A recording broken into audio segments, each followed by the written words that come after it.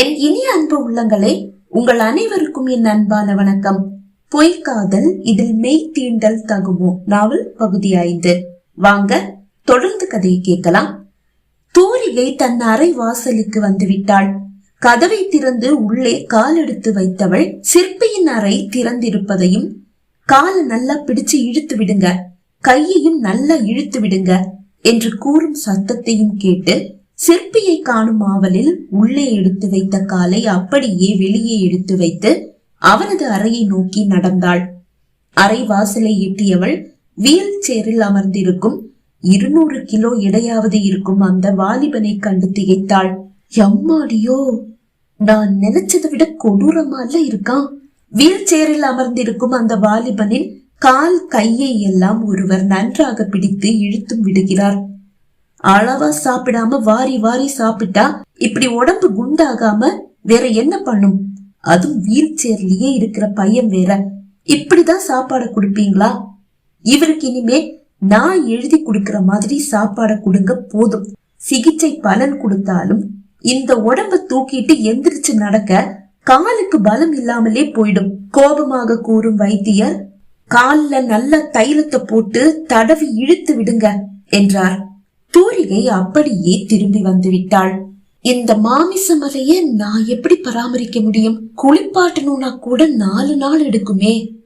அதுதான் 2 கோடி கைய நீட்டி வாங்கிட்டல, முடியாதுன்னா அதை திருப்பி கொடுத்துட்டு நடைய கட்டு என்றது மனம். நான் ஏன் திருப்பி கொடுக்கணும்? அவரை நான் தூக்கி தோல்ல வச்சு சுமக்கவா போறேன்? இல்ல, நான் சமாளிச்சிடுவேன் தனக்கு தானே கூறிக்கொண்டவள் அங்கு ஒரு பெரிய மேஜை மீது வைக்கப்பட்டிருக்கும் பட்டு சேலை நகைகளின் அருகில் வந்தாள். சேலைகள் ஒவ்வொன்றும் அவ்வளவு அழகு, நகைகளும் அப்படிதான். அனைத்தையும் தடவி பார்த்தவள், இதெல்லாம் எனக்கா? சத்தமாக கேட்டாள். ஆமத்தூரிகை, இதெல்லாம் உனக்குதான். பின்னால் இருந்து ஒரு குரல் வர திரும்பி பார்த்தாள். சுடிதார் அணிந்த ஒரு அழகி அறை வாசலில் நிற்கிறாள். யார் இது? அவள் முணுமுணுக்க மெல்லிய ஒரு புன்னகையோடு அந்த பெண் அவள் அருகில் வந்து நின்றாள். என் பேரு வைஷ்ணவி, நான் இந்த வீட்டு மேனேஜர். சிற்பிக்கு தூரத்து உறவு, தங்கச்சி முறை. சரி, உனக்கு இந்த சேலை நகையெல்லாம் பிடிச்சிருக்கா? எல்லாமே சூப்பரா இருக்கு. எல்லாம் என்னுடைய செலக்ஷன் தான். இதுல ஏதாவது பிடிக்கலன்னா சொல்லு, மாத்தி வாங்கிக்கலாம். இல்ல, பிடிக்கலன்னு சொல்ல எதுவுமே இல்ல, எல்லாம் ரொம்ப சூப்பரா இருக்கு. ஓகே, இத கேட்கும் போது எனக்கு ரொம்ப சந்தோஷமா இருக்கு. அப்புறம் நீங்க இருக்கும்போது இங்க இருக்கிற இந்த பட்டு சேலைகள் மட்டும் இல்ல, வேற சேலை எல்லாம் அந்த கபோர்டுல இருக்குது. அந்த சேலைகளை மட்டும் தான் கட்டணும். எப்பவும் கழுத்து நிறைய நகையும் போட்டுக்கணும். சிற்பி அண்ணா குணமாகிட்டா அஞ்சலிய கல்யாணம் செஞ்சுக்கதான் விரும்புவாரு. அப்ப நீ இங்க இருந்து போக வேண்டியதா இருக்கும். அப்ப கூட இந்த நகை புடவை எல்லாத்தையும் நீயே எடுத்துட்டு போலாம். இதெல்லாம் உனக்கு சொந்தமானது. இது சிற்பியோட பாட்டி உனக்கு பரிசா கொடுத்திருக்காங்க. சரி, சிற்பி அண்ணாவை பாத்தியா? இன்னும் இல்ல, ரொம்ப குண்டா இருப்பாரு போல. குண்டா? சிரித்தவள். 6 பேக் பாடி வச்சிருக்காரு. சின்ன வயசுல ஏதோ கொஞ்சம் குண்டா இருந்தாரு, இப்போ உருக்கு மாதிரி இருக்கு அவருடைய உடம்பு. 6 பேக்கா? உருக்கு உடம்பா? அதுவா? முணுமுணுத்த தூரிகையின் கண்முன் அந்த மாமிச மலை வந்து நின்றது. என்னாச்சு? ஏதோ சொன்ன மாதிரி கேட்டதே. இல்ல, நான் சிற்பிய பாக்கலதான். ஆனா சிற்பியோட ரூம் வழியா அந்த பக்கம் போகும்போது வீல் சேர்ல உட்கார்ந்திருக்க சிற்பிய பார்த்தேன். ஒரு பெரிய மாமிச மலை. அதை கேட்டு வாய்விட்டு சிரித்த வைஷ்ணவி, அது சிற்பி அண்ணா இல்ல. காலையில சிற்பி அண்ணாவை வைத்தியர்கிட்ட கூட்டிட்டு போவாங்க. ஆனா இன்னைக்கு வைத்தியர் வெளியூர் போயிட்டு வர லேட் ஆயிடுச்சு. நான் வர்ற வழியில உங்க வீட்டுக்கே வந்துடுறேன் அப்படின்னு சொல்லிட்டாரு. தினமும் காலையில 4 மணிக்கு தொடங்க வேண்டிய சிகிச்சை இன்னைக்கு இதோ இப்பதான் ஆரம்பமாகி இருக்கு. வைத்தியர் இன்னும் ஒரு பையனுக்கு இந்த டைம்ல ட்ரீட்மெண்ட் கொடுத்துட்டு இருக்காரு. அவனுடைய வீடு இங்க இருந்து இன்னும் கொஞ்சம் தூரம் போகணும். அவனையும் இங்க வர சொல்லிட்டாரு. அந்த பையனை மாடிக்கு தூக்கிட்டு போக ரொம்ப கஷ்டப்பட்டாங்க. நீ அவனை பார்த்துட்டு பேசுறேன்னு நினைக்கிறேன். தூரிகை அசடு வழிந்தாள். சரி, நீ இதுல எந்த சேலைய நாளைக்கு கட்டிக்க போற? செலக்ட் பண்ணிட்டா பிளவுஸ் எல்லாம் தைக்க கொடுத்துடுவேன். நீ நாளைக்கு கட்டுற சேலையுடைய பிளவுஸ முதல்ல தச்சு வாங்கிடலாம். நாளைக்கு காலையில 6 மணிக்கு முகூர்த்தம். கல்யாணத்துக்கு அதிகம் யாரையும் கூப்பிடல. ரொம்ப நெருக்கமான உறவினர்கள் ஒரு 50 பேரை மட்டும் சிற்பி அண்ணா சைடுல இருந்து கூப்பிடுறாங்க. உன்னுடைய அம்மாவையும் அக்காவையும் கூப்பிடுவாங்க. அப்புறம் உங்களுக்கு நெருக்கமான ஒரு 10-15 பேரை கூப்பிட சொல்லுவாங்க. 10-15 பேரெல்லாம் இல்ல வைஷ்ணவி. மாமாவும் அத்தையும் அவங்க பொண்ணும் கணவரும் மட்டும்தான் சொந்தம்னு சொல்லிக்க இப்ப எங்களுக்கு இருக்காங்க. அப்போ உங்க அப்பா சொந்தங்கள்? அப்பா தாத்தா பாட்டிக்கு ஒரே பையன், ரொம்ப செல்லம் கொடுத்து வளர்த்துட்டாங்க. அது அப்பாவை தவறான பாதையில கொண்டு போயிடுச்சு. அம்மாவை கட்டிக்கிறதுக்கு முன்னாடியே குடிப்பழக்கத்துக்கு அடிமையாகி இருந்தாரு. அதுல தாத்தா பாட்டி ரொம்ப மனம் நொந்து போயிருந்தாங்க. அவங்க 2 பேருமே ஒரு கல்யாணத்துக்கு போயிட்டு திரும்பி வரும்போது ஒரு விபத்துல தவறிட்டாங்க. அதுக்கப்புறமா சொத்து மொத்தம் அப்பா கைக்கு வந்துடுச்சு. அதையெல்லாம் குடிச்சும் கூத்தடிச்சும் அழிச்சிட்டாரு. தாத்தா பாட்டி உயிரோட இருக்கும் போதே அப்பா குணத்தை பார்த்து ரொம்ப வேதனைப்பட்டு சொத்துல ஒரு 75% அம்மா பேர்லயும் பிள்ளைங்க எங்க பேர்லயும் எழுதி வைக்க ஆசைப்பட்டாங்க. ஆனா அதுக்கான எந்த ஒரு ஏற்பாட்டையும் செய்யறதுக்கு முன்னாடி அவங்க தவறிட்டாங்க. அப்பாவுக்கு வேட்டையா போச்சு.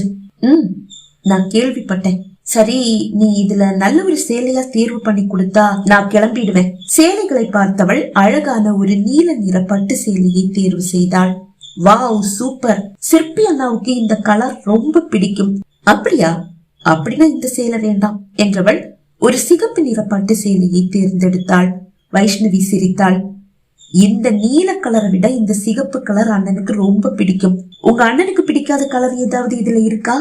அப்படி ஏதாவது இருந்தா எனக்கு அது போதும். அவருக்கு பிடிச்ச கலரை தானே துருகி நீ தேர்வு செய்யணும். அதுக்கு நான் அவருடைய மனைவி இல்லையே. மனைவி மாதிரி தானே. அவருக்கு பிடிச்ச கலர்ல நான் சேலை கட்டாம இருக்கிறது தான் சரி. அதுலயும் ஒரு பொண்ணை காதலிக்கிறவருக்கு மனைவி ஆகும் போது அதை தெரிஞ்சு வச்சுக்கிட்டே அவருக்கு பிடிச்ச மாதிரி சேலை கட்டிக்கிறது ரொம்ப ரொம்ப தப்பு. வைஷ்ணவி சிரித்தாள். நீ இப்ப என்ன சொல்ல வர? நீ அழகான ஒரு சேலையை கட்டிக்கிட்டா உன் அழகுல மயங்கி அண்ணன் உன்னையே மனைவி ஆக்கிப்பாருன்னு நினைக்கிறியா? சேச்ச, அப்படி நான் நினைக்கல. ஆனா மத்தவங்க அப்படி நினைச்சிட கூடாது பாரு. அதுவும் சரிதான்.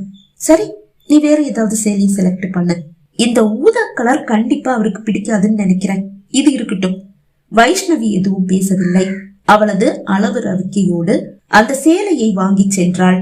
அவள் சென்றதும் பின்னாலேயே வந்த 2-3 பணிப்பெண்கள் அங்கிருந்த சேலைகள் அனைத்தையும் எடுத்து சென்றனர். வைஷ்ணவி சிற்பியை பற்றி கூறிய வார்த்தைகள் மீண்டும் தூரிகையின் செவியில் ஒலிக்க அவனை பார்க்க வேண்டும் என்று அவள் மனதில் ஒரு ஆசை துளிர்விட்டது. அவள் கால்கள் அவளையும் அறியாமல் அந்த அறையிலிருந்து வெளியே வந்தது. ஆனால் இப்போது சிற்பியின் அறை கதவு சாத்தப்பட்டிருக்கிறது. ஏமாற்றத்தோடு திரும்பி அறைக்குள் வந்து விட்டாள் தூரிகை. அதன் பிறகும் தூரிகை பல முறை சிற்பியை பார்க்க முயன்றாள். ஆனால் ஏமாற்றம் மட்டுமே மிஞ்சியது. அவள் வந்த நேரத்தில் இருந்து அவளது அறையிலேயே தான் இருக்கிறாள். அவளை யாரும் கீழே வருமாறு அழைக்கவில்லை. அவள் காலை உணவை வீட்டிலேயே முடித்துவிட்டுதான் வந்திருந்தாள். ஆனாலும் அவளுக்கு காலை உணவு, மதிய உணவு, இரவு உணவு என்று 3 வேளை உணவும் அவளது அறைக்கே வந்துவிட்டது. அறையிலிருந்து வெளியே செல்ல கூட அவளால் முடியவில்லை. தினைக்கு என்னுடைய சாப்பாடை இப்படி ரூமுக்கே அனுப்பிடுவாங்க போல இருக்கு. வாங்கின 2 கோடிக்கு வேலை வாங்கியே கொண்டுடுவாங்கன்னு நினைச்சா ராணி மாதிரி பாத்துக்கிறாங்க. மனதில் நினைத்து கொண்டவளுக்கு நாளை நடக்க போவது தெரியவில்லை. இரவு தைத்த ரவிக்கையோடு வந்த வைஷ்ணவி, இத போட்டு பாரு என்றாள். அதை வாங்கி பார்த்த தூரிகை, ஏய் என்ன இது, கொக்கிய ஏன் பின்னாடி வச்சிருக்காங்க? இத நான் எப்படி போடுறது? நான் தான் இருக்கேன்ல, போட்டு விடுறேன். இப்ப நீ இருக்க சரி, எப்பவும் நீ இருப்பியா? மத்த பிளவுஸ்லயாவது கொக்கிய முன்னால வைக்க சொல்லு. சாரி தூரிகை, ஒரு 5-6 பிளவுஸ வெட்டிட்டாங்க. அதுல எல்லாம் பின்பக்கம் கொக்கி வர்ற மாதிரி தான் வெட்டினாங்க. என்ன வைஷ்ணவி இப்படி பண்ணிட்ட? என்கிட்ட ஒரு வார்த்தை கேட்டு இருக்கலாம்ல. சரி விடு. மிச்சம் ஏதாவது பிளவுஸ் இருக்கா? இன்னும் ஒரு 10-12 இருக்கு. அதையாவது முன்பக்கம் கொக்கி வச்சு தைக்க சொல்லு. சரி சரி என்றவள் உடனே அழைத்து விஷயத்தை கூறினாள். இதற்கிடையில் தூரிகை ரவிக்கையை போட்டு பார்த்தாள். பின்பக்கம் கொக்கி இருப்பதால் அனைத்து கொக்கியையும் வைஷ்ணவி தான் வைத்து விட்டாள். அப்படியே தூரிகையின் உடம்பில் வைத்து தைத்தது போன்று ரவிக்கை அவளுக்கு அளவாக இருக்கிறது. சூப்பரா இருக்கு தூரிகை, சூப்பரா தான் இருக்கு.